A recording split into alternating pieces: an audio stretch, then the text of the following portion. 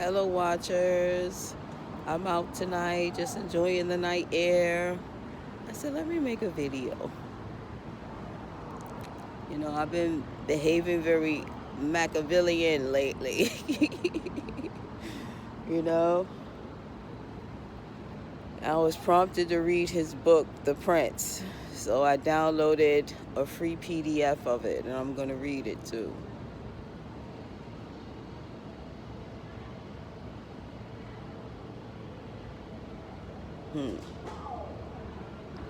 Machiavelli was about, if you're a leader, sometimes you got to do things you don't want to do, things that are on the up and up to, get to the good and the peace. The ends and justifies the means, and by any means necessary.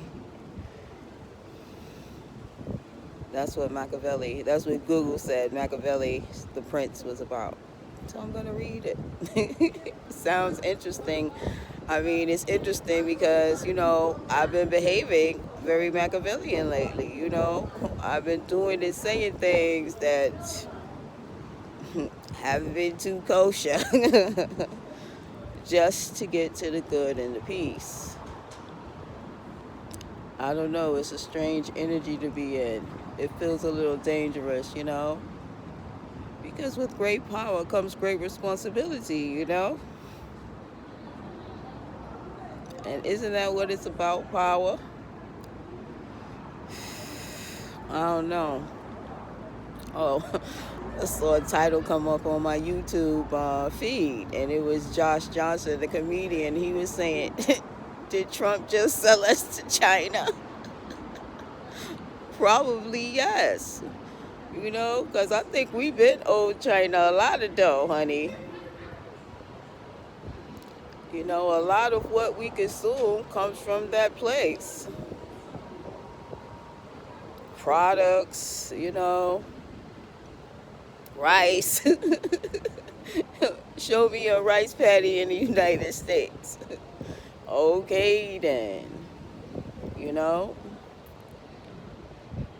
Yeah.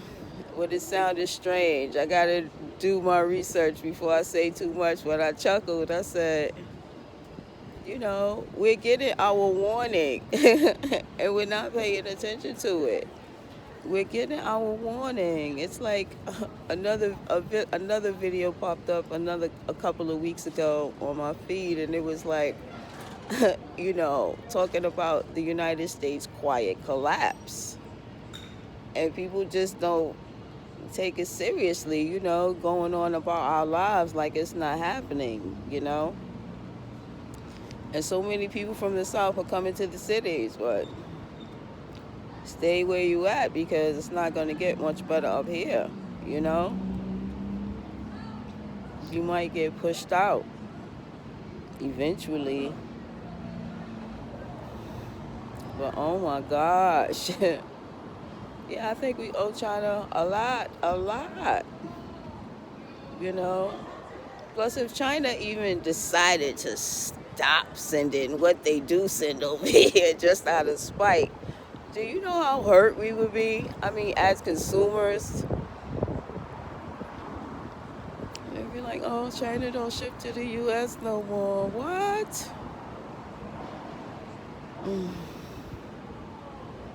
I tell you what, I rarely see Asian people running around, acting like a young nigga, boy. They keep their shit straight laced. And I appreciate them, because you can say what you want about them. They keep their economy between themselves, and that's smart.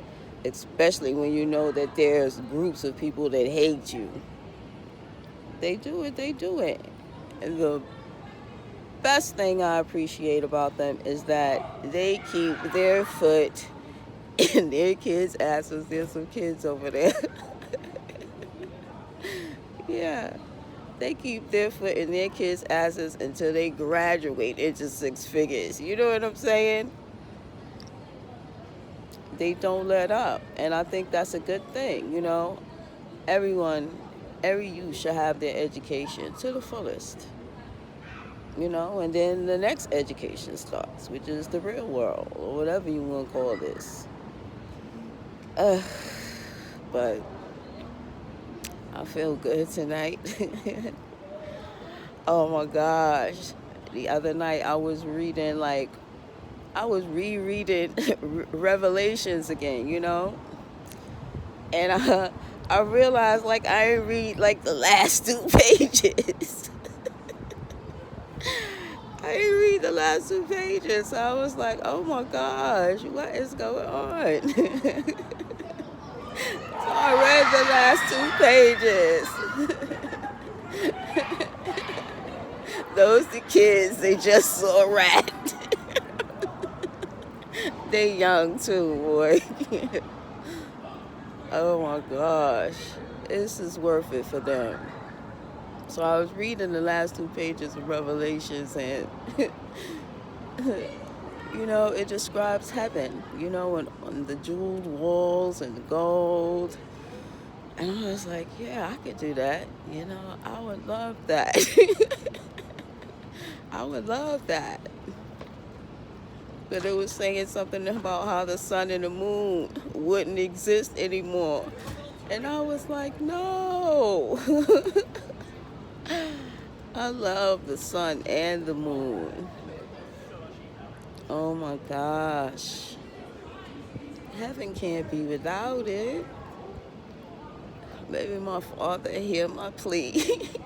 Please, in heaven, can I still see the sun and the moon if I want to? Because, you know, in heaven it will be daylight practically all day, you know. I don't know what I'll be doing, what my soul will be doing. Probably singing. You know, some Luther Vandross song, you know.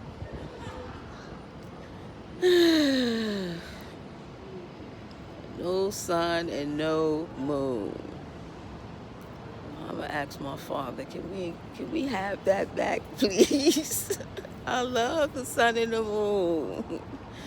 Oh my gosh. The sun is the eye of the sky, you know? It's love, it's nurturing. It's consistency, you know, it's time. But I guess, you know, you're in heaven now, who needs time, you know? But maybe it could be reframed as something else, you know, because I don't think I could live without seeing the sun. I would want to see the sun, even my soul, without my body. I would still like to experience the sun. So I hope my Father hears my plea. You know? It nurtures us. If you piss it off, it might scorch us. Stop messing around with it, you know? Oh, and a beautiful moon. Oh my gosh. I love the moon. I love when I visit out in the country, the moon feel like you can reach up and touch it and say, hey girl, how you doing tonight? Oh, so beautiful. You know, the moon is the kaleidoscope of the waves. That's what it is. The waves obey it. But I guess, you know, I hope in heaven there's an ocean too, so the moon won't cry. Oh, but that depressed me a little bit to read that, but I hope my Father hears my plea. I would still love to experience the sun and the moon, even as a soul, in heaven.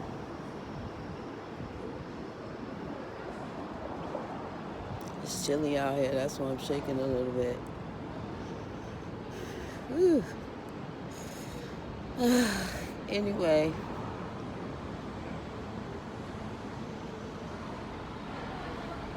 It's worth it for the kids. They're smart. The kids who work at the shelter that I'm in, they're smart too. They're young too. So they have hard jobs. You know, they got to deal with all these different temperaments of women. So I try to make it easy for them, you know, because other people don't. Ooh, I'm chilly. I think I'm going to walk.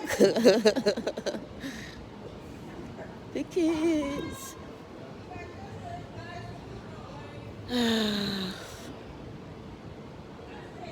That is my plea to my Father, is that I can see the sun and the moon, even from heaven. Good night, y'all.